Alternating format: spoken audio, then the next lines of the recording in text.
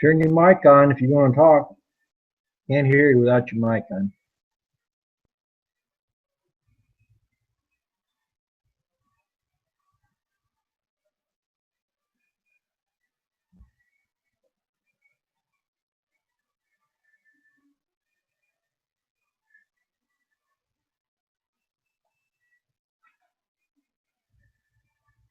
Pat, you got to turn your mic on.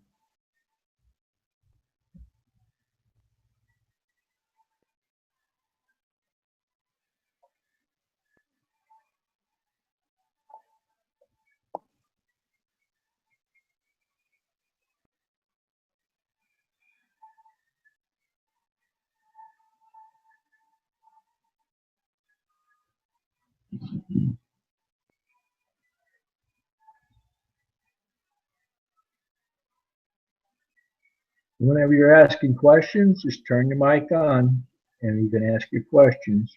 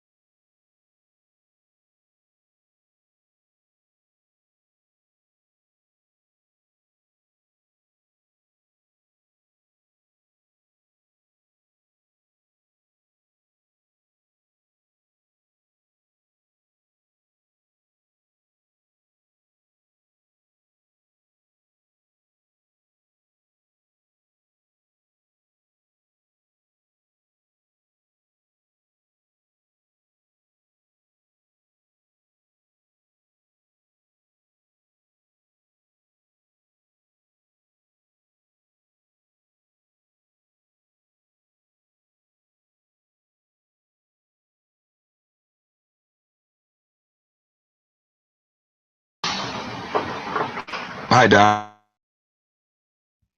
You doing good tonight?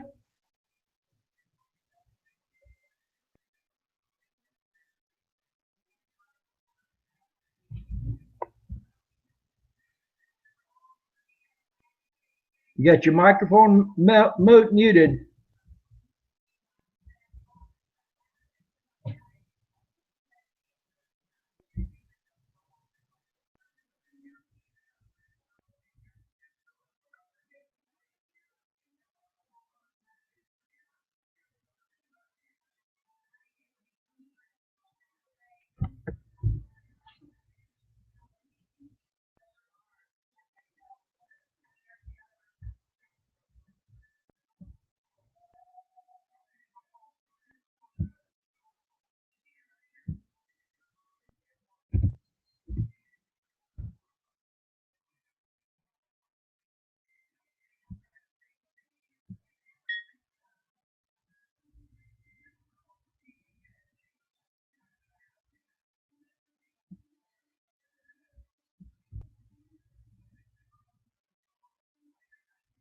I hope I ain't gonna have trouble with this thing all night.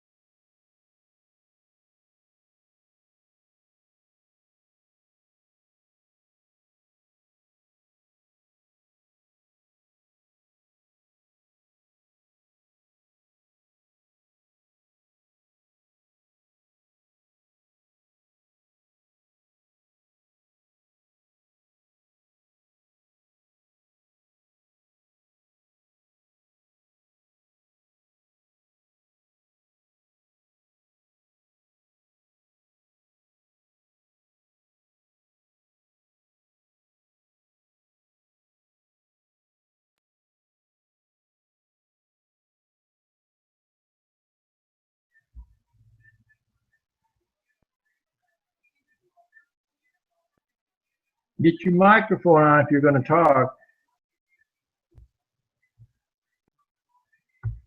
How you doing, I'm bud? having internet issues. Jan, how you doing? Ed?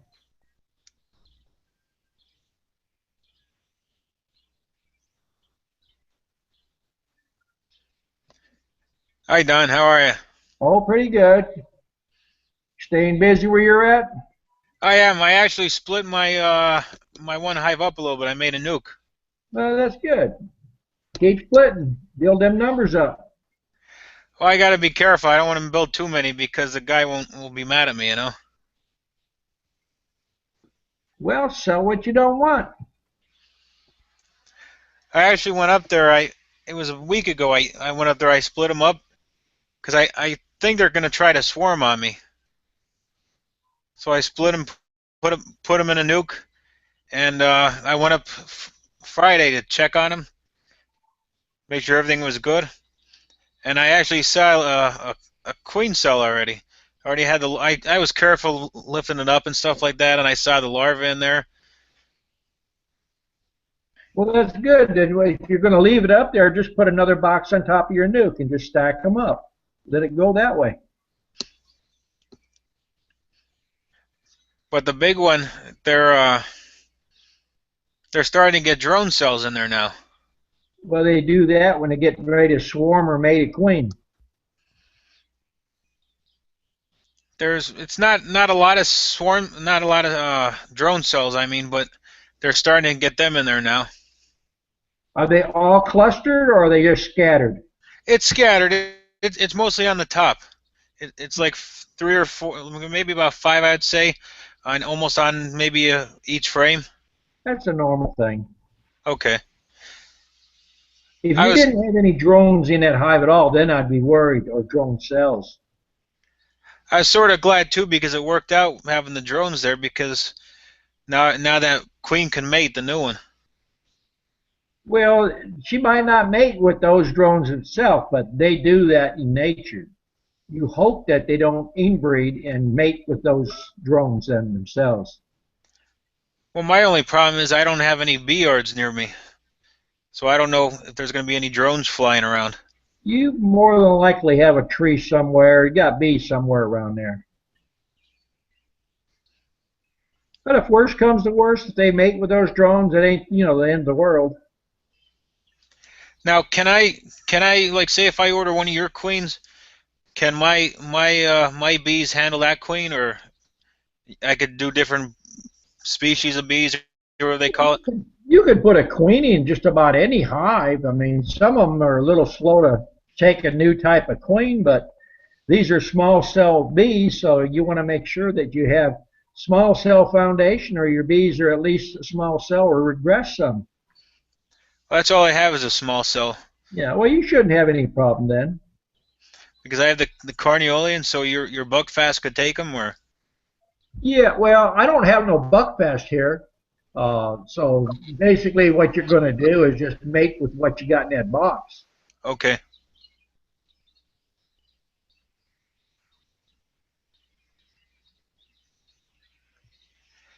Another thing too. I was just curious. It's been 3 weeks since I put the honey super on, hoping that they would move some of the honey up that they had and try to build comb up. They haven't touched any of it yet. They're all up in the Chamber? they're all up in the frames, but there's they're building no wax on there, and Well, you got a brood chamber there. Are they full in that brood chamber? Evening, David. yeah, they're filling it up. Hi there, Don. Well, the thing to do is, if they don't want to go up into your super, then just put a deep box on and checkerboard them. I'm doing that right here because we'll set a super on there and they'll just keep backfilling and backfilling. And your populations is basically going to start shrinking. So if you don't checkerboard them, and I'm checkerboarding with starter strips, I'm not even using full sheets. And I'm hoping that they'll use some of that honey to draw new wax. Well, I took the honey super off that way they could rebuild because I took a few frames out of there Yeah. to make the nuke. So I put That empty. right here because we'll set a super on there and they'll just keep backfilling and backfilling. And the populations is basically Gonna start shrinking. checkerboard. I'm checkerboarding with starter strips. I'm not even using full sheets. And if you're listening to the chat, you're going to have to mute your microphone if you're on YouTube at the same time because we'll get so much feedback no one will be able to hear anything. I got Everybody can get a turn. I got it, Don. How you doing, Les? Justin? How you doing, Don? Okay. I got your bee. Good. Good. She's in the box right now. Good. Well, you should notice a difference right away. Yeah, well, I was getting all the drones. And when I took out a bunch of drone cone and just got rid of the drone cone and put all brand new frames in there. Are you putting full sheets in, or are you putting starter strips in? I'm putting full sheets in. Where you live? Connecticut. You don't have a heavy honey flow right now?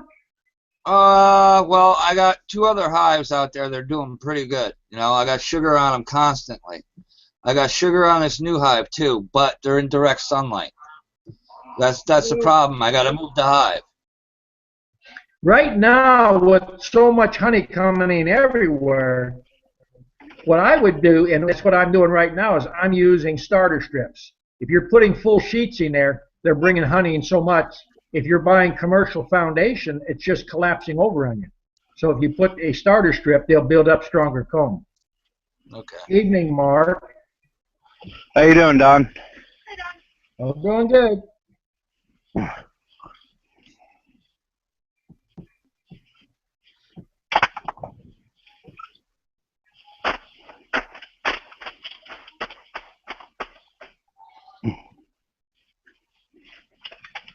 If you got questions, you can unmute your microphone, ask questions, or if you're watching YouTube, mute YouTube because we'll get feedback and nobody will be able to hear anything. And we'll try to answer everybody's questions we get. The more the merrier.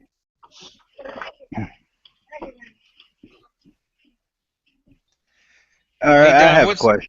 Oh, go ahead. Okay. Go ahead. Go ahead, Mark. Okay. I was just wondering. My bees are like, I've had them for about 2 months now, and they're pretty much evil. Like when I go to mess with them, you know, they'll sting my bee suit about 10 to 15 times at least, and I'll get stung through my bee suit about 2 to 3 times. I was wondering what I'm doing wrong with them that's causing them to be so mean. Well, that would depend where you got your bees and how you're doing your beekeeping. You know, I try to run a very gentle bee, a bee that'll make honey, and a bee that you can work with kids.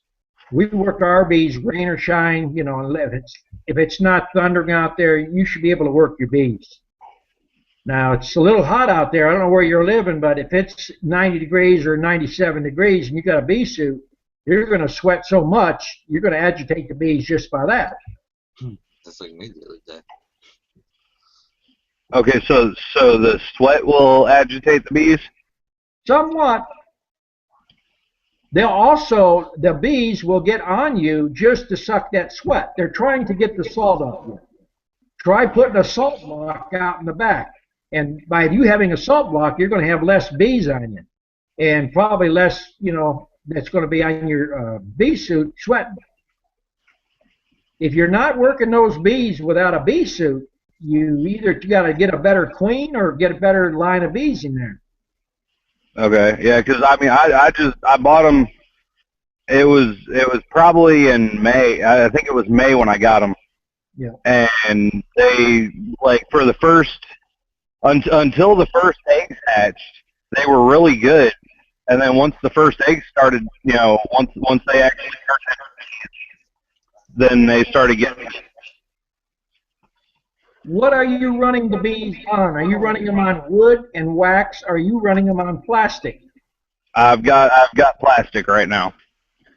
Well, if you got those bees in full sun, I would think if you're getting a little bit of outgassing from that plastic, that will irritate bees to start with. They're not in full sun. They're down in the woods. Yeah. Well, depends on where you got the bees from. You know, I would say get gentle bees or re-queen them. Maybe you've got a queen that hasn't mated well. Okay. Yeah, so that's something I was thinking. The way that they act, like I've watched, shows about the Africanized bees, and the only difference between what these guys do or these girls do, and what Africanized bees do, is these ones don't follow me that far from the hive, but as soon as I open the hive, they start going. So. I don't think you have Africanized bees, because if you had Africanized bees, that bee suit wouldn't do you no good. Yeah, it don't do me no good. I get stung at least 3 to 5 times every time I open the hive. Well, I'll tell you something that you might not believe. I can come over and open your hive up. I'll put my chin on your hive, and they won't bother me. And you could just take your hive, your suit, your bee suit, or your gloves, and just lay it on there, and they'll tear that up. Your bee suit or your gloves is full of pheromones. The best thing to do is wash it a couple times and deep thin it. Okay. So since I've gotten stung on the bee suit, it's still got the pheromones on it, so I need to wash it. Yeah. Do you go hunting? Do you do any hunting? No, I don't. Not right now, I don't. Okay, well, if you do hunting, you can have stuff to de-scent your clothes, or buy Tide unscented, or Gain unscented, and wash them a couple times. It's going to take a couple times to get that pheromone out, and see if that don't make a big difference.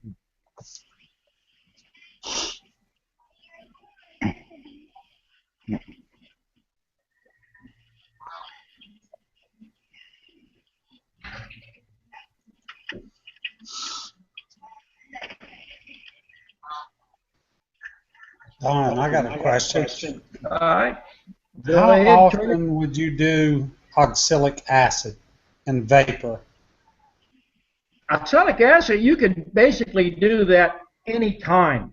You can do it in the wintertime as long as you got bees flying. You can do it with open honey. You can do it with, open brood. Not going to hurt nothing. But How often? How often do you need to do it? Yes. Well, if you haven't done it at all, I recommend doing it about every 2 weeks for 3 to 4 treatments. Then you can cut back to once a month. Go 2 treatments on that, then once every 6 months. Once you have no mites in there, you don't need to treat. Evening, Jason. I finally made it. Yeah, I did. Hey, guys. Don, I have a question for you. I hope I'm not interrupting anyone. No, just whoever ain't talking, just got your mics muted, and you can ask questions. Help one another. All right.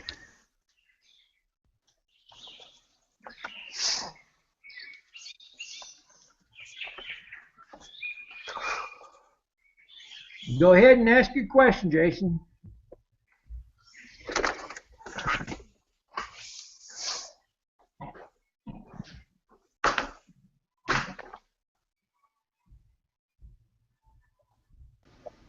I've got another one. All Can right. you have your hive in too much sun? Well, everybody's got an opinion, but if you look at some of the videos in my bee yard, I got them under pine thickets. I got them under oak trees. I got them in full sun, got them in partial sun. I got them facing every which way they'll face. So basically, I'm doing everything wrong. Well, I've read a lot of stuff about putting them in the sun first thing in the morning, but where I'm at, I can't do that. They don't get sun until about 2 hours after the sun's up, but they stay in the sun until it drops over somewhere around 9 o'clock in the summertime. The sun's off of them.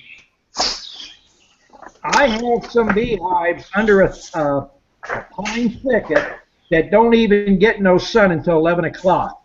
They do fine. Okay. Main thing you want to do is try to get your hives up to knee high to start with. get them off the ground, abandon all that ideas with spring bottom boards. Watch if you've got them on metal lids. I don't prefer metal lids. Don't need no inner covers. Okay. Another thing, underneath mine, mine's on a metal stand, and I have pavers setting up underneath the metal stand. Right. Is that, from what all I read, it was good because of the mites dropping on it.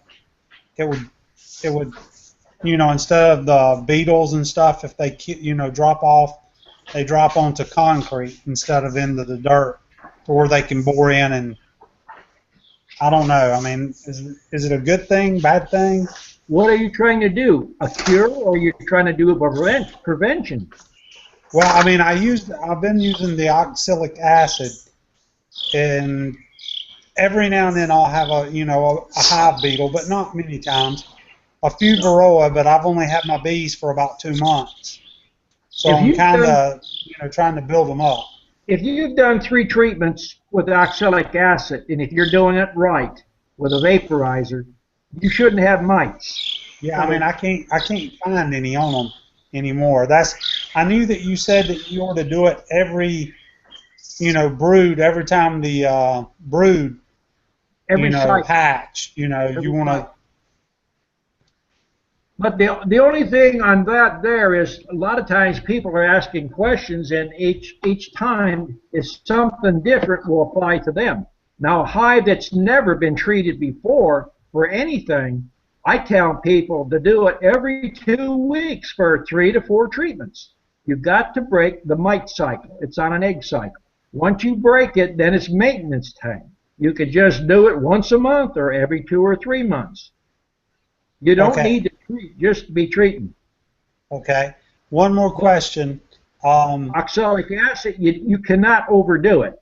You can use it basically 3 times a week and not do any more killing than you could do once a month. Okay. So it's not going to harm the bees.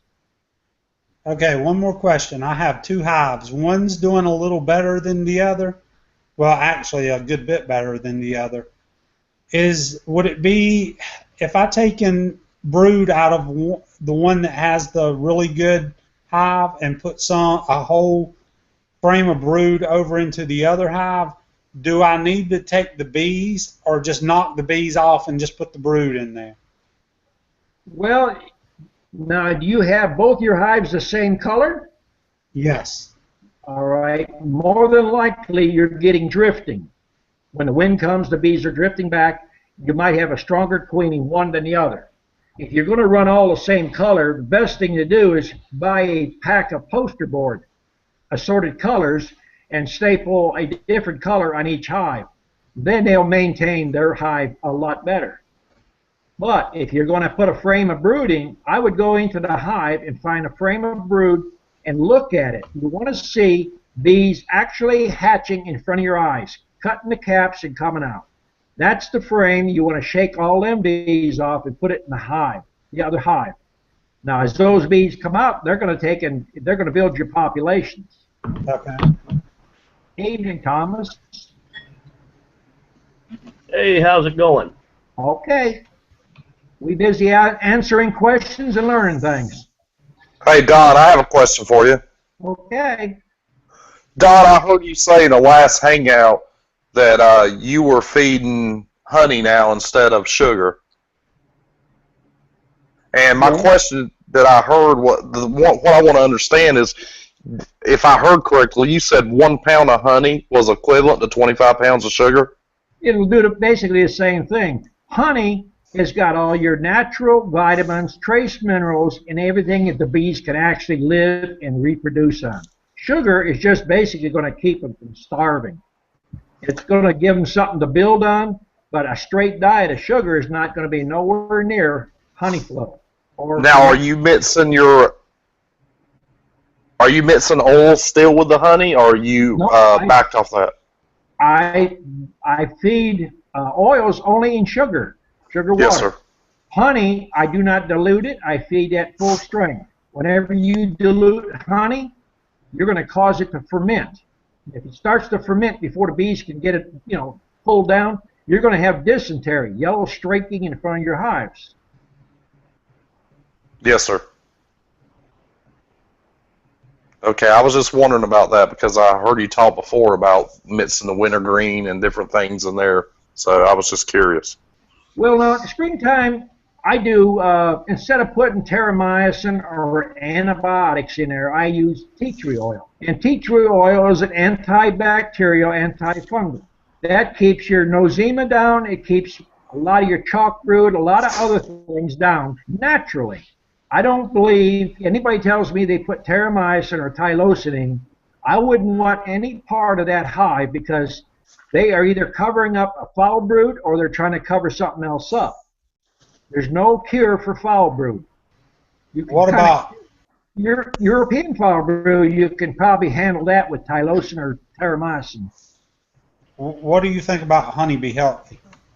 Well, that's basically what I'm making up when I make my honey builder. And the honey builder is basically wintergreen, spearmint, a little bit of lemongrass, and early spring I add some the tea tree oil in it. But usually 3 main oils will stimulate that brood.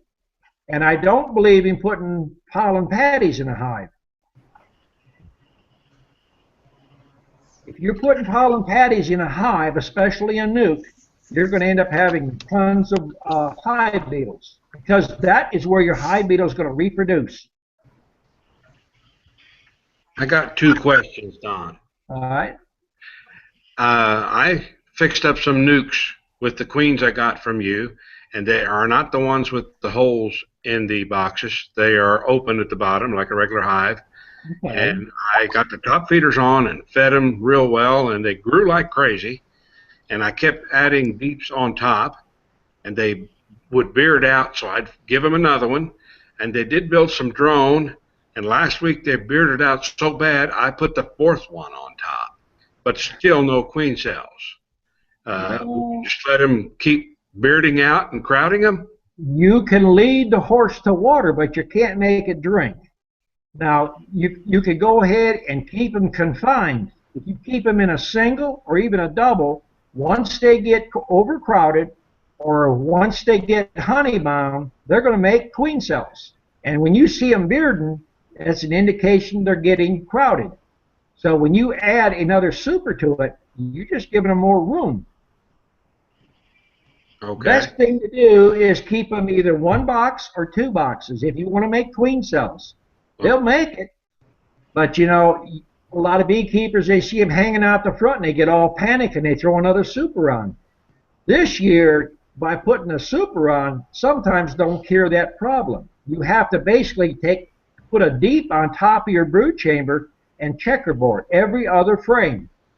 If you put a full sheeting, with the honey flow we got now, what we find right now, they're collapsing. Too much weight too fast, and the heat we're having is 95, 98 or better.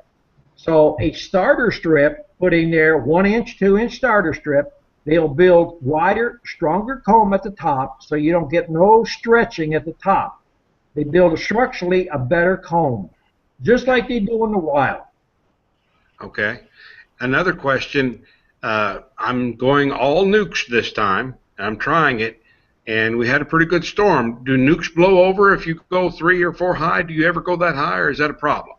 Well, I mean, there's always that risk. It's like a skyscraper. If you got a good windbreak, you could go 3 deeps high fairly safe, because it's like anything else. You're going to have most of your weight towards the bottom. Okay. Thank you, Don. I'll get out of here and let somebody else come in and ask more questions. Okay. I appreciate it. Hang in there. All right, Don, I've got another question. Okay. When I do open my hive, as soon as I take off the top cover, there's always black. It almost looks like a cockroach, but it looks bigger than one you would get in the house. I don't know if it's like a wood roach or what, but there's always one in the corner. I'll kill that one, and the next week there's always another one. Is that something that I need to worry about, or is that something that's just normal in a hive? It's not normal, but it sounds like what you have is a pine beetle. It's wood boring beetles, what it basically is. It's a lot larger than a cockroach, and it's got a real hard exoskeleton. Now, if you're running inner covers, I don't even have to look at your hive. It's going to be guaranteed you're going to have ants, roaches, and hive beetles in it. Get rid of the inner cover, use your outer cover, your telescoping cover or a migratory. They'll seal that down. You have to pry it off, but you won't have that problem.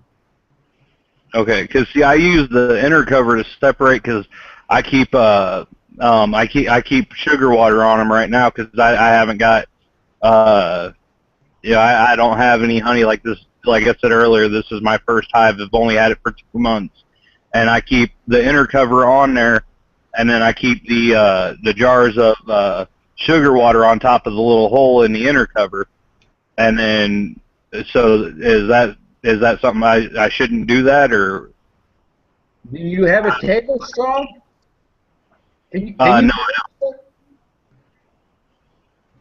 If you got a table saw, what I would suggest is download the plans for my hive top feeder and run a hive top feeder there. We used to do that when we first started teaching up here with the round hole in a lid with mason jars. The problem you have when you fill those jars up and they're half empty at night, when the temperature changes and the barometric pressure changes, you lose vacuum. That's the hive you're going to lose queensing, because once you start losing that vacuum, it's going to gurgle down and drown the queen or saturate her. She's going to get sick. So either use an entrance feeder or, if you didn't make your own jar feeder, most jar feeders that you buy that you're talking about got rows and rows of holes. You need 2 holes in it, and that's it.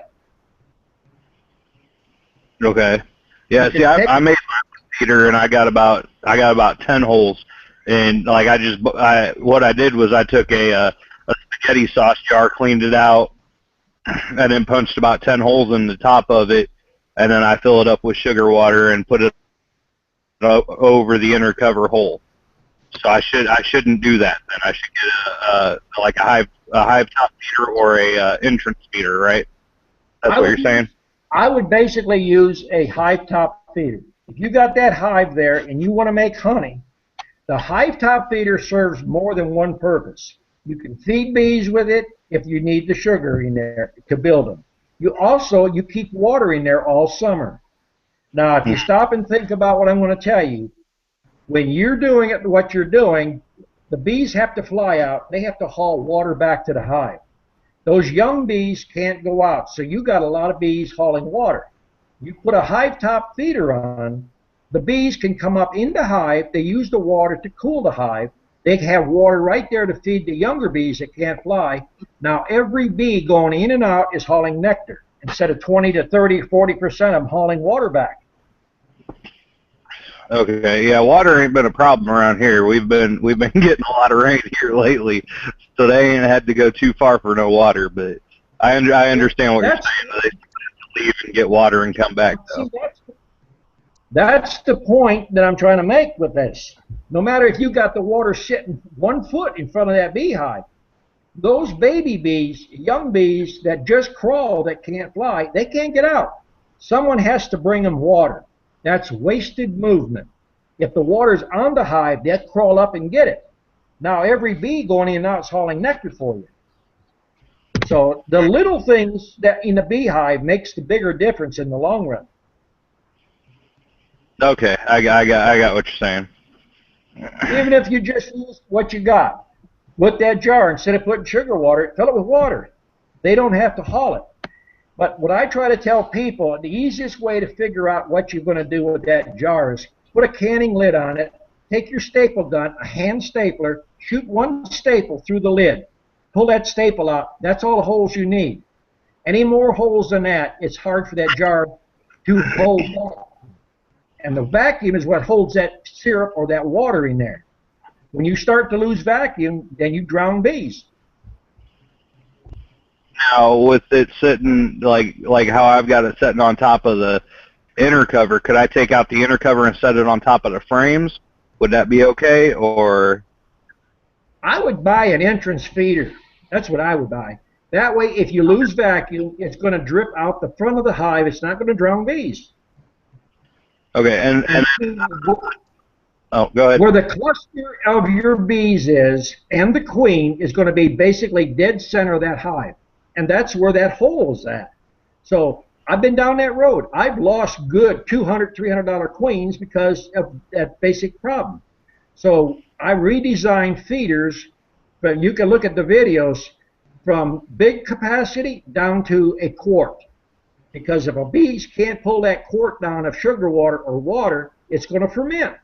And when you put fermented sugar water in a bee, you're going to give it diarrhea. And diarrhea in bees, they don't work.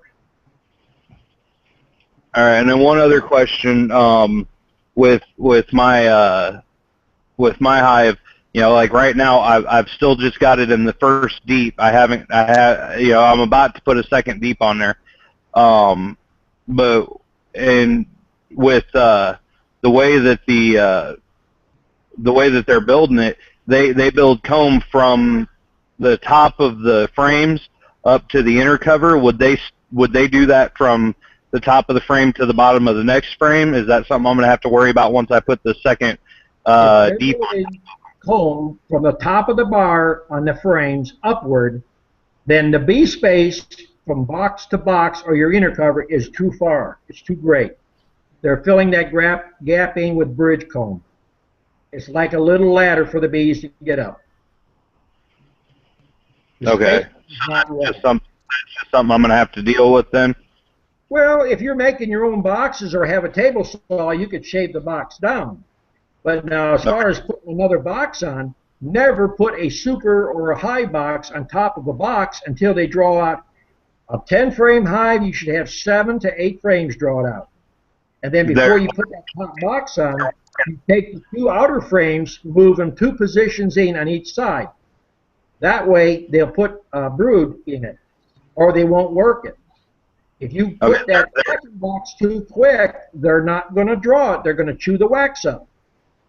Yeah, they're actually working on the outer frame already.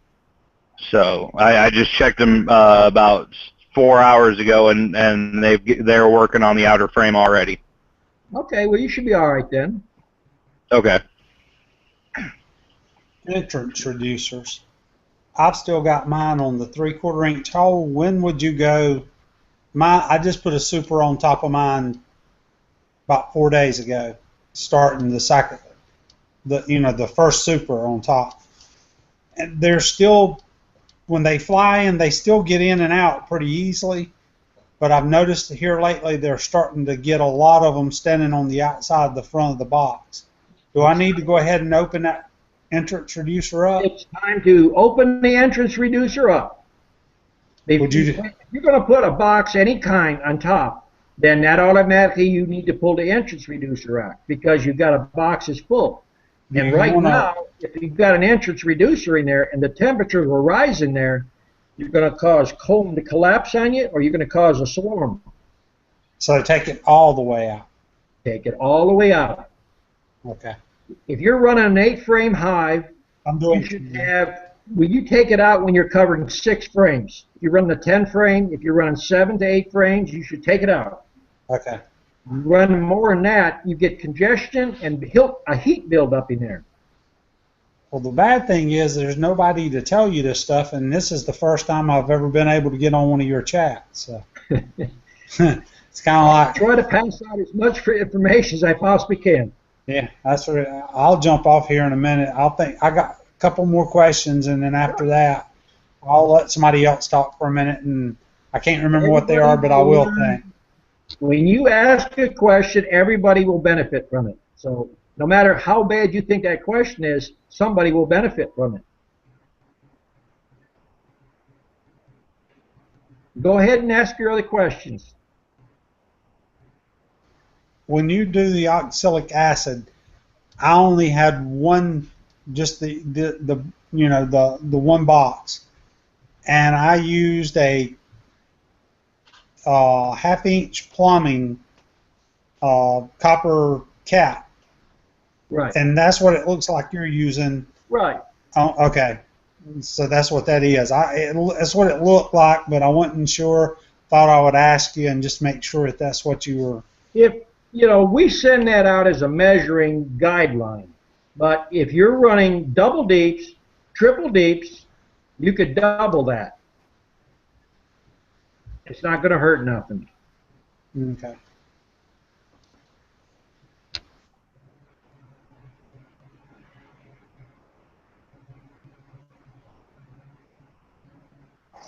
What about using the acid on the nooks, Don? Do you need to lower that measurement? Yes, if you're going to use it on a 5-frame nuke, I'd use half that measure. Okay. 25, 30 seconds on that vaporizer is more than adequate. When you pull it out, if you got a good burn, you should have ash in there, grayish looking ash. If you got gummy looking stuff or bubbly looking stuff, either your battery's weak or you didn't leave it in long enough. Now, I ordered some queens last week, Don. I'm about to order some more. Do you have more in stock? Or? We pulled the last of the queens we got for the next 3 to 4 days, maybe. We got so many people just driving up and calling a local here that we can't make them fast enough. If I had 1,000 boxes out there, I can sell them all. Okay, well, I'll check in a couple weeks to see if you have any more then, and I want to order one of those. The vaporizers? Yes, sir. The vaporizers, now they're $175 and $15 shipping. So when you send, make sure you put your name, address, phone number, so in case something happens, and make the check to Donald Kuchenmeister. Yes, sir. Did your wife tell you about the post office putting my bees in the mailbox? Yeah, well, I've run problems with the brown truck and sometimes with the post office. You're dealing with other humans that can't think, ahead of their nose. On a hot day, you don't stick a box of bees, and we had it stamped all over. Live bees, handled with care, rushed. Yes, you did. And it was not priority. We paid special to get it delivered there. And yes, you did. They were supposed to be delivered to you on Monday, and 3 days later, it's totally unacceptable. If that's priority mail, I'd hate to send something to you on regular mail. It'd be a year later. Yeah, I'm going to. I'm posting a claim with those guys now. I'm working out that, and but I need to go ahead and. So you probably have some more queens ready in a couple weeks. I would have some more. What I would do, they've got it on record when you received them. I would say you had, whatever you had left, and they're unusable. There was alive but unusable. And let them pay the whole claim. They either got to get on the stick or stop charging. We've shipped stuff priority mail, and we ship some next day. You pay $20 for next day delivery, guaranteed delivery.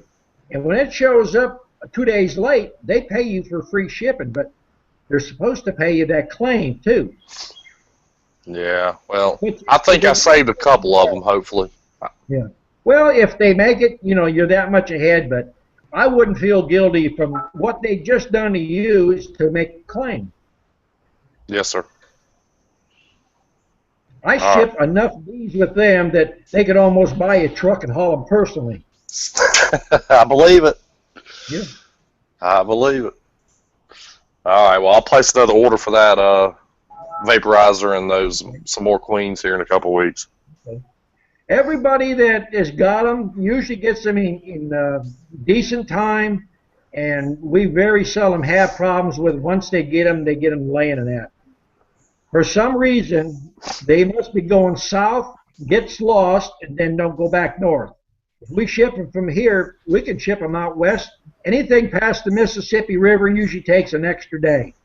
But I'm having less problems going north and west. For some reason, going east, I don't know what's going on with east. I got you. They're so much smaller. Yeah, it's crazy. Those are small bees, so that's why they're small. That's what I wanted. Yep. Yep.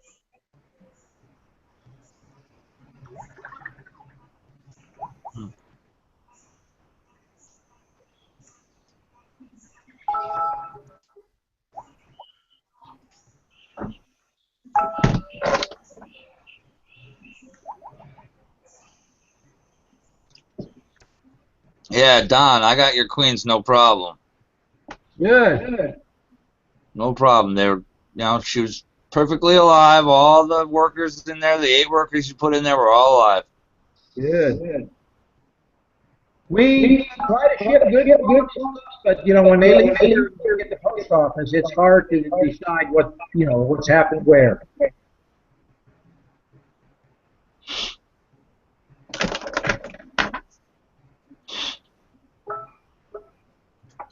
Yeah, I tried building my own new box. It didn't work out quite well. You tried making some nuke boxes? Yeah, I tried making 1 or 2, and one of them, one of my neighbor sat on one and crushed it. What are you making out of cardboard? No. What I was using one of those nail guns, one of those little A Brad gun? Brad gun. Yeah, Yeah. it didn't work out. It didn't work out too well. Okay for some things, but it's not as good to build the box. Yeah, I kind of noticed that. Yeah. Harbor Freight has some good deals going on there. Evening, bro.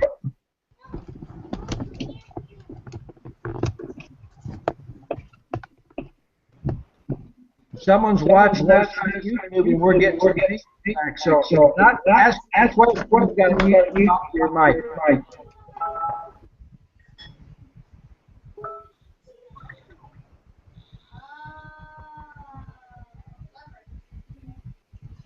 Don, talking about making boxes, is there any reason that you couldn't use plywood to make boxes? I mean, I know I wouldn't want to use treated, but just, like BC plywood or something. Well, you could use any kind of plywood. Actually, when I first started getting commercial, I was using 25 years ago. I was using particle board because it was a product that I was getting for free, and all I had involved in it was labor. And we actually had some OSB that we was using for shipping boxes here about 8 years ago. And we run out of boxes. We was making splits so fast, so we got back in the building and we grabbed about a dozen of the OSB shipping boxes. And one of the students put 1 coat of latex paint on it. They was out there for 7 to maybe 8 years. They'll swell up a little bit, but a free box is a free box. Well, I was thinking about using the Craig jig to do the butt joints. Butt joint, you can do it. You could probably lay a piece like a 3/8 and make a frame rest on it. I mean, I've showed them how to build those boxes with basically a skill saw and a square. They don't have to be fancy. If you make a mistake, as long as they're kind of rainproof, the bees ain't going to complain. Well, it's kind of like a pocket screw, you know what I'm saying? Yeah. Would you turn that out so that it's not on the inside of the hive? That way you don't have to worry about any kind of bugs crawling up in them. Well, if you're making a butt joint, if you're cutting the sides, if you cut them to the right length, 19 1/8, and cut the front piece and the back piece to 9 1/4, and just shoot staples from the front side there, and if you nail the bottom on it, a solid bottom, you're going to have enough strength with staples. I'm using 1.5" staples, and they hold up 15, 20 years. Okay. If you buy your staples, try to buy staples, they call them cement-coated staples. When they go in so fast, it heats that glue up that's on the staple, and they don't back out on you.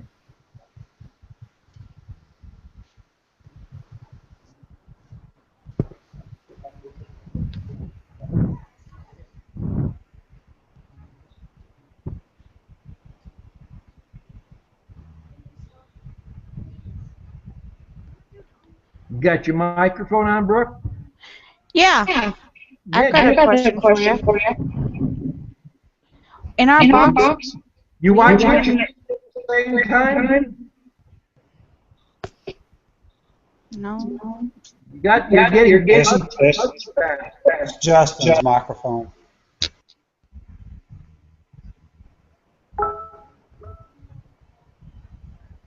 Go ahead, Brooke. Ask your question. We have no drones in our box. Zero Is that a drones. bad thing? I have no idea. That's why I'm asking. Well, it's for morale purposes. They usually don't throw all the drones out. Okay, drones are supposed to be good for a hive to a percentage. I wouldn't say lots of them, but right now with the honey flow and this time of the year, it's common for them to start throwing some drones out. You should see at least a couple dozen in there. Each frame should have probably 10 of them on it. If you're seeing 10, you're in good shape.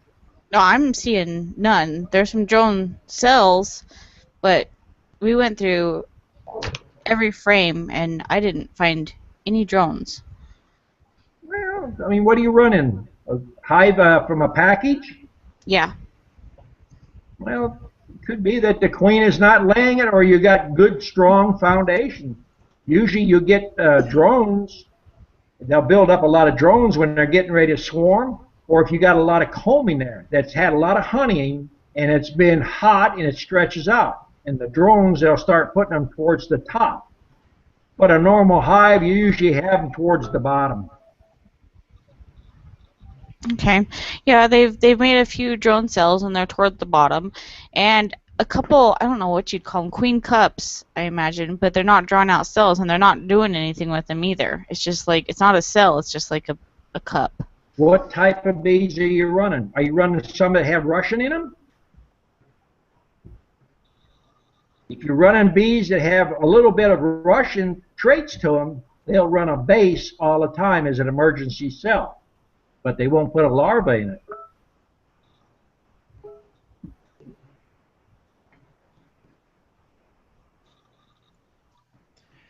Hey Don, do the Carniolians do the same thing too, or no? The Carniolans are basically a pretty decent bee. They're geared basically by the pollen.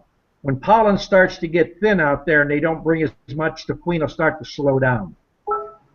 All bees got good things and bad things.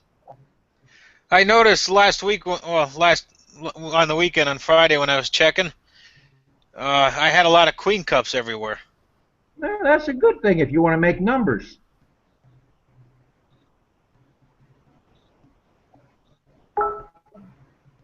Anytime you get queen cups, it's money in the bank.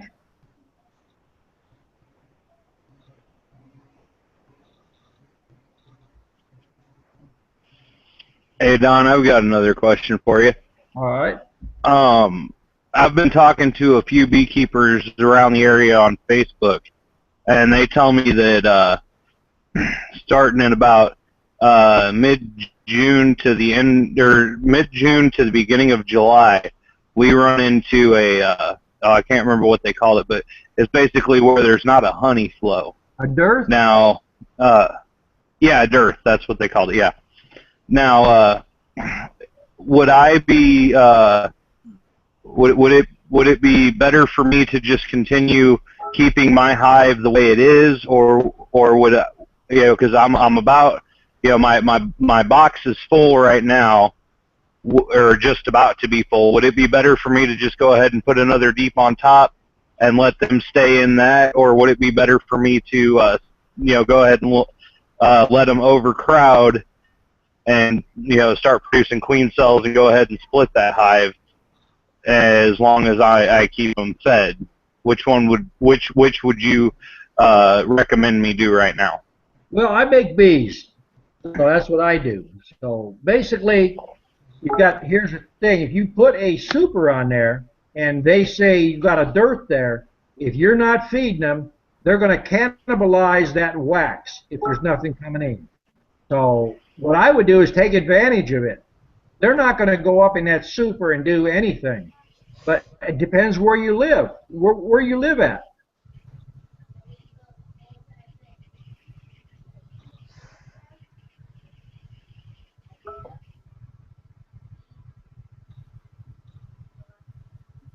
Tell me where you live, and I'll tell you what your chances are.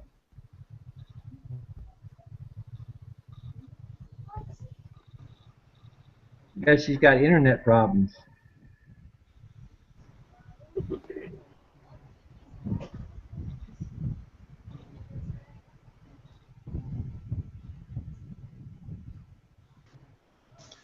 I've got another question. On my bees, when I've been watching them, they've been carrying in pollen, but I don't see a lot of pollen, on the frames. I mean, how much pollen should you see on the frames,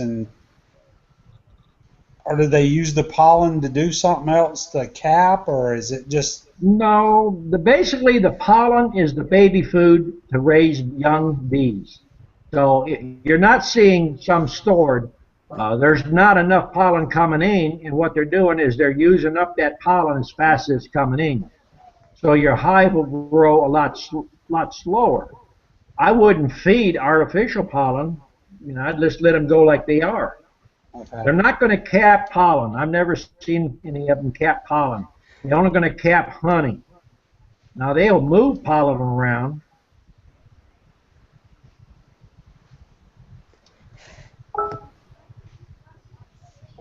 Yeah, I just didn't know how much they should have, stored. I didn't know if they. It's kind of one of them things. It's one of them questions that there's really nowhere to get an answer unless you talk to someone like you.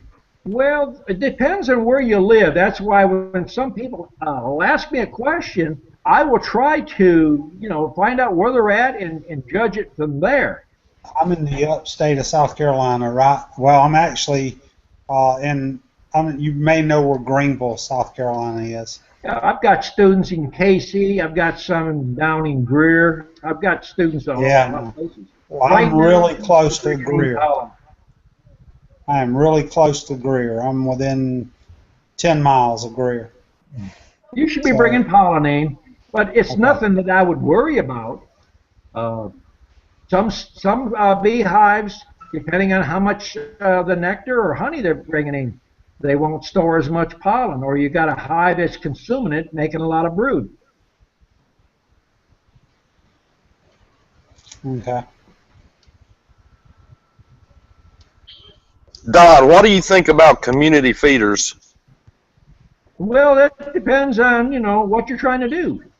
Community feeders. I mean, basically, I got some nuke boxes that got a solid bottom on them, and I got 3 out my front bee yard, and I'm setting full frames of honey.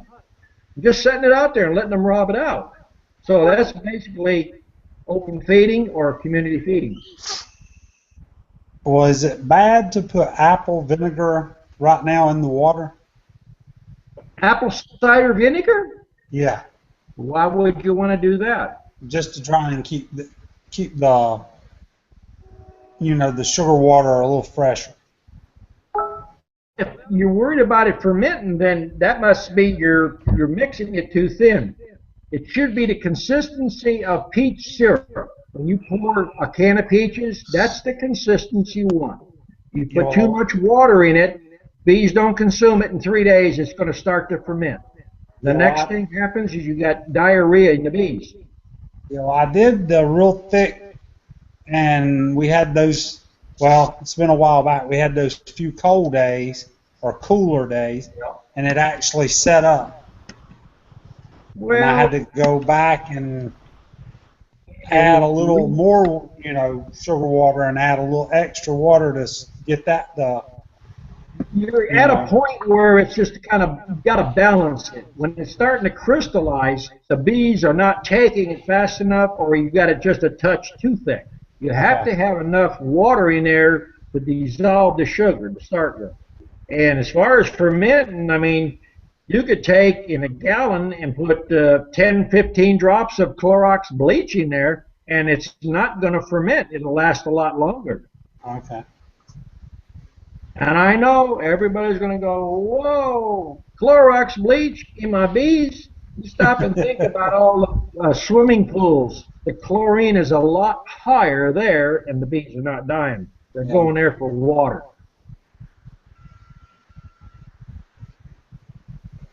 I got a question for you, Don. When should you start grafting if you want to graft? Well, it depends on where you want to go and how fast you can build equipment. What your end result is that you want. You want to build lots of hives? You want to sell queens? You want to sell nukes? If you got less than 25 hives, you don't need to graft. I wouldn't even think about grafting until you hit at least 100 hives. Okay. Well, I gotta show you my project. Yeah, looks good. Your cups are a little too high. Hold it up and let me see again. All right, if you take and visualize a 22 shell sideways, that is the maximum height you want your queen cups. And you need to drop your queen cups in your wax a little more. Okay, because I was using the 5/8 dowel, Right. like you said in your video. 5/16. Huh?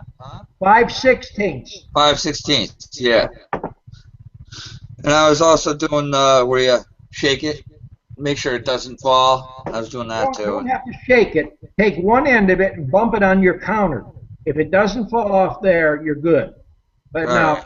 hold your grafting bar up and let me look at it again. I know it's not the best, but it's All right. Take, when you're going to mount those queen cups, run a bead. Are you using a baster to put your queen cells on? actually I'm using a chip brush, little tiny one of those little Harbor Freight brushes, those metal ones. Yeah. I'm just dipping it in the wax and putting it around there. That's all I'm doing.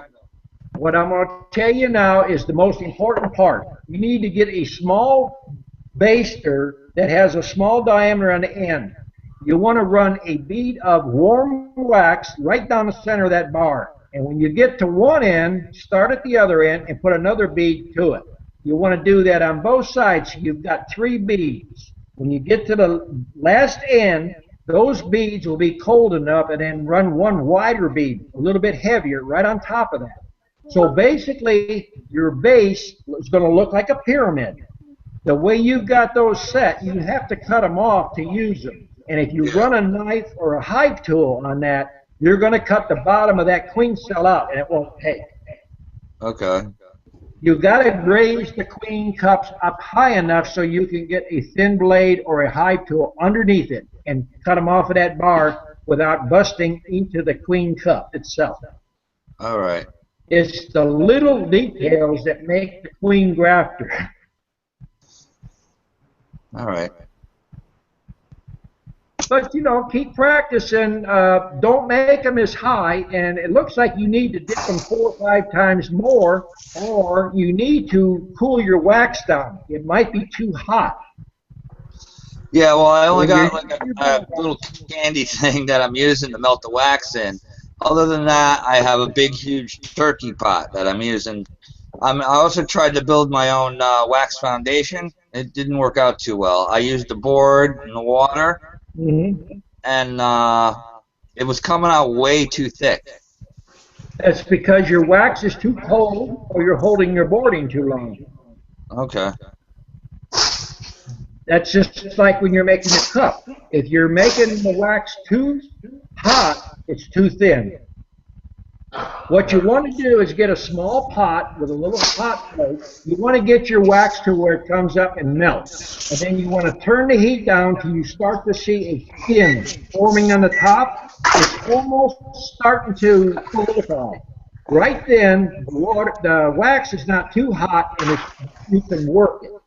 And when you dip your cells in there, or your dowel rod, it's going to adhere to it a lot better. You have to build that sidewall up. And the way you got them right now, you have to, when you graft, you're going to come in on such a vertical angle, the height of that cup's going to be in your way. So if you use a lower cup, you come in at a shallower angle, and you can get those larvae off without damaging them a whole lot better. All right. I just want to make more queens so I can get more hives, you know?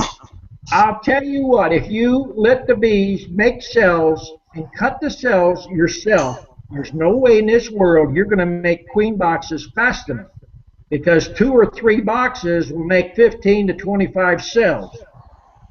All right, cool. Yeah, one year, about maybe 4 or 5 years ago, I had six queens out of one hive, and I had to separate. I had to do 6 splits, and then eventually they all took off on me again. I was like, oh my God. Well, if they're taking off, there's something that's in the hive or something that's not right. Because bees are not going to go out and start a new hive unless there's something that's chasing them. Well, I was also using an old comb that I had too. So Man, my comb is old after 3 years. If I put a frame in with starter strip and they draw it down, even if it's light looking, if it's stretched anyway and the cells ain't uniform, I melt it down and put a new one in. yeah, I didn't have that option. Well, I mean, it's all learning. You've got to try things to learn. Yep. Don, when you start your starter strips on a frame, Right. are you using wired foundation or are you just using hot lights to put them on the frame, attach them? You're talking about queen cups now or foundation? Foundation, sir. Foundation, I use a wedge top bar.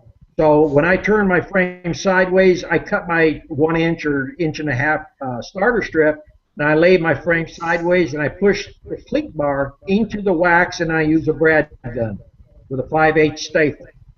I mean a 5/8 brad. Never use staples. But you're using wireless foundation? Yep. Stopped using wire 45 years ago. Because if you're going to raise queens, I'll almost guarantee you the best queen cells are going to be right over the top of where the wire is in your frame. That's the #1 reason that I did a video on fishing line to replace wire. Because you can take a little steak knife and you can cut through fishing line and that don't damage the cell. Gotcha. If you were going to do it all over again, Don, would you use 8-frame mediums or 8-frame deeps if you were starting out again? I use both because we have people that come up here that can't lift a deep. We've got handicapped people, young women, short women. They're not strong. Everything has got an advantage. I sell mediums. I sell deeps. They both have an advantage. But for my operation, I run only mediums and deeps. I don't run shallows. It's an obsolete size. What about those? You hear Michael Bush talking about those putting 9 frames in an 8-frame box with the smaller racks. He's shaving his racks. What do you think about that? I've heard him talk about some of the stuff that he does. If that works for him, I'll tell you the drawback that I see with it. When you take and shave a frame to where it's 1.25 inches rather than 1 3/8 inches, so you can put 11 frames in a 10-frame box, you Yes, sir. mess up your frame spacing. The same thing with putting 9 frames in a 10-frame box. Now, the only exception I see to it, whether you use an 8-frame or 10-frame, is if you're 2 boxes high, you need to be a minimum of 18 inches high. That would be 2 deeps. Then if you went to 9 frames, they're going to basically use nothing for those frames for storing honey. And you make a wider comb to extract. Now on 8 frames, sometimes I'm robbing frames so bad, I'll have an 8-frame, 4 boxes high, and I got down to 6 frames. A lot of times I run 7 frames. As long as I'm about 24 to 30 inches high, I start cutting back to 7. Because you get a wider comb, it's easier to extract or to cut your comb.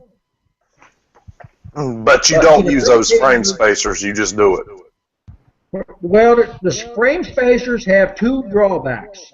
One drawback is beetles, small hive beetle larvae, wax moth eggs, they get up under that metal and you can't clean them. The bees can't clean them. And you don't need a spacer. You could use your fingers up in the honey super to space things. And people that run 9 frame in a 10-frame box or 7 frame in an 8-frame in the brood chamber, I sell them more queens than anybody else because it goes back to bee spacing. When you put 9 frames in a 10-frame box, the spacing is so wide, they're going to run an extra set of comb, burr comb, down, and sometimes they put brood in it. And if you open that box and you pull that frame up and it's got that burr comb hanging there, the queen does not like sun on it. So she's going to run up behind that burr comb. And you'll roll that queen up every single time. That's the disadvantages. If you like to run 9 frame in a 10 frame box for easy to manipulation, just that's what you have to look for. Gotcha. Well, I had a beekeeper, an old beekeeper, give me a lot of old equipment, and it had spacers and everything, and I've been trying to take the spacers out. Well, the spacers, for one reason, they get debris up underneath the metal. And if you got wax moth eggs, you take them out this year, and next year they start to hatch. And people think, well, I scraped my frame down, it's nice and clean. There's 4 holes on the side of them sidebars. You only need 1 or 2 of those little black specks, which is eggs from wax moth. They go in the fall, you store them, put them back in new foundation or a package in the spring. Now they hatch out and you infested your hive with wax moth. Wow. So if you're going to do that, you need to run a nail through it, make sure all them holes are clean, and for security, I would run them in a bucket of bleach water. Yeah, I've been doing that, well, like you said. Yeah. I also got all the holes drilled in the front of my hives, like you told me. Yeah. Mm-hmm. Now, information I give you is stuff that I use on a daily basis here. I teach with it. I'm not just making stuff up just to hear myself talk. I'm not out there to say, well, this is the way I do it, and I'll explain to you why I do something and why it don't work and why it will work. I'm only here to save you money and make you a successful beekeeper and hope you pass on that knowledge to someone else. I got away from the screen bottom boards, but I'm still not away from the metal tops. Well, put you a piece of plywood on it, put you paint on the plywood, and try to keep that acting as a heat sink. You should have noticed a big difference as soon as you got rid of those inner coverings. Big difference right away. Yeah, they're in the hive a lot more. Yep. Not bearding as much. Yep. You see, a lot of problems that is going on out there is people give you this advice. Do this, do that. They write a book. They got 5 hives. They're an expert now. What I do, I make a living at this. Not just part-time. I work daylight to dark in my bee yard, either teaching or working bees. I'm giving you advice for free, so you're not paying nothing for it, so you don't have to use it. No, I'm going to follow whatever you say. Save me some headaches.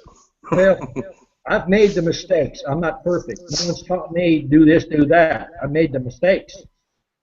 Yeah, I hope to come down there in a month or two and take some classes with you. Maybe take a week off work and stay down there and work for a week. Well, we'll put you to work. I'm sure you will. All right, guys. Have a good night. All right. You have a good one. I got another question for you. Sure. The bees are getting more aggressive. More aggressive? Yeah. Honey flow stopped where you're at? No. Well, if the honey flow has not stopped, there's something agitating them. You got anything around the hive that's agitating them?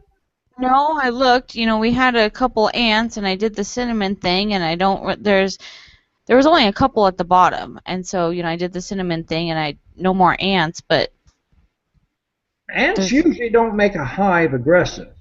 Either you got a failing queen in there, or if you live in an area where you got lizards or those little geckos, they get up there and they're picking off bees, and it don't take long, and it gets the hive very protected. Or you could have a skunk or a raccoon there. And usually if you got that, you're going to see scratch marks on the front of the hive. That'll agitate bees. I did see a lizard. You have a lizard? Yeah, I saw a lizard just outside. So there is your culprit right there. I've had many hives out here. I don't kill those things. They eat a lot of bugs and that. You just have to look up underneath. If you're going to work that hive, best thing to do is get your smoker going and pump a lot of smoke up underneath the hive. Give it a few minutes and the lizard will leave. The hive will just settle down. They're just doing what bees do. They're protecting the honey that's in there. All right, I'll give that a go and see if yeah, the lizard wasn't in the hive. I just saw him on the ground. No, it won't go in the hive. It's basically sitting there waiting for dinner. Yeah.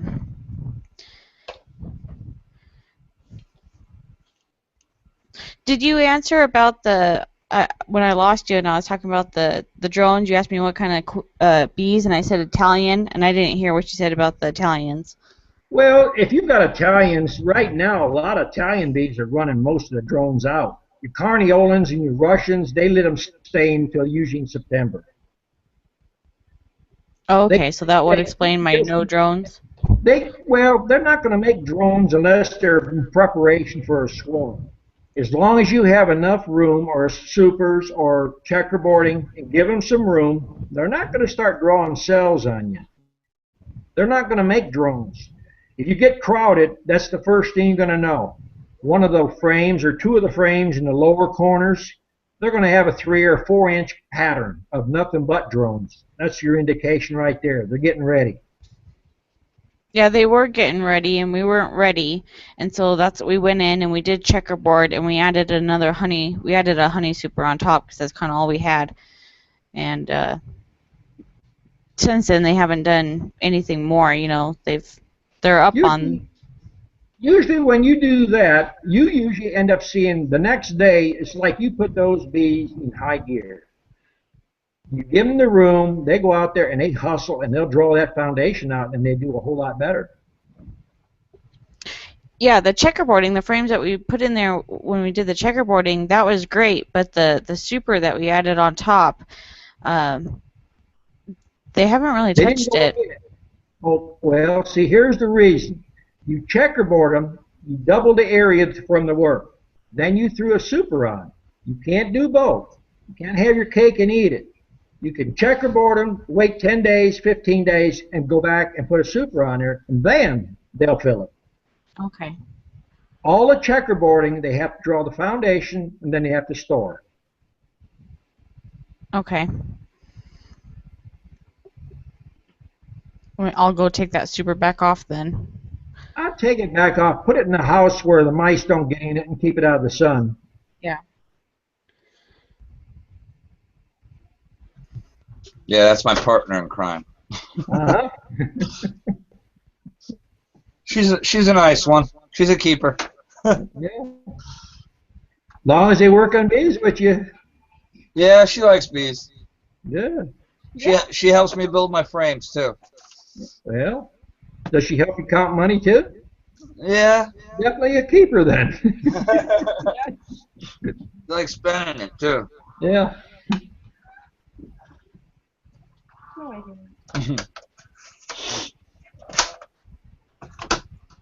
Ain't nobody else got any tough questions tonight?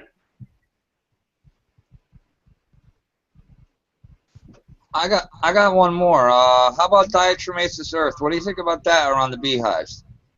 It's a good way to keep beetles down. You can keep ants down to a point with it, but the only drawback is whenever it rains, you have to reapply it. Yeah, because it's raining right now, and I applied some today because I got a lot of little tiny ants, and I got those little red ones too.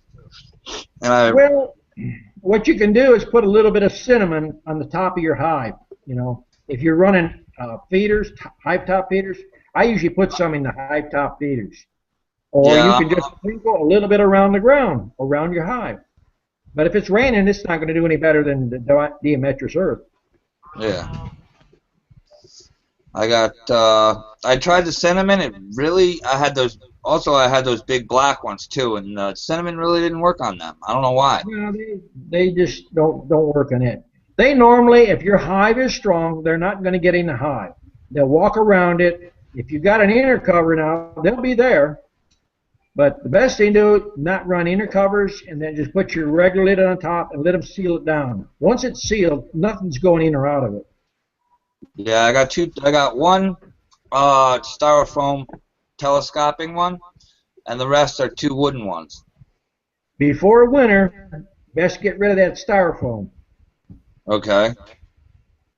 It's going to cause moisture. Moisture is going to kill bees. All right. You got a saw, you can use a skill saw. Cut you a wood lid. You don't have to have a telescoping lid. Cut a square lid, put it on there. Put you a small board, 3/4 by 2 inches on each end, and make a migratory cover, flush with the sides. I mean, it's better than styrofoam. Yeah. It seemed to work out pretty good for me one year, but other than that, it really didn't work. On my cat's in the window. If you can afford to lose bees, try all those No. gimmick gadgets. I mean, No, I can't afford to lose bees. you should be increasing bees. You shouldn't be losing bees. If you're losing bees, either you're not feeding them, they're starving, or you're doing something wrong. So either you got to admit you're not doing something right and make the changes, and you won't lose bees. And just like a lot of people, go to bee clubs, they're combining hives. I stopped combining hives the first year I tried it. It's a waste of time. It's a waste of money. Yeah, well, I buy my boxes at $125 a piece, and I can't afford it anymore. You need to get your table saw and build them yourself. Yeah. Well, I got a table saw, I got a router table, so that's the first thing I went. Go dumpster diving. Get you some free wood and build them. They don't have to look pretty. Go No, to I know. a store. They'll give you some used paint. I got plenty of paint. I just got to get some wood. Get your wood, build the hives. Alrighty.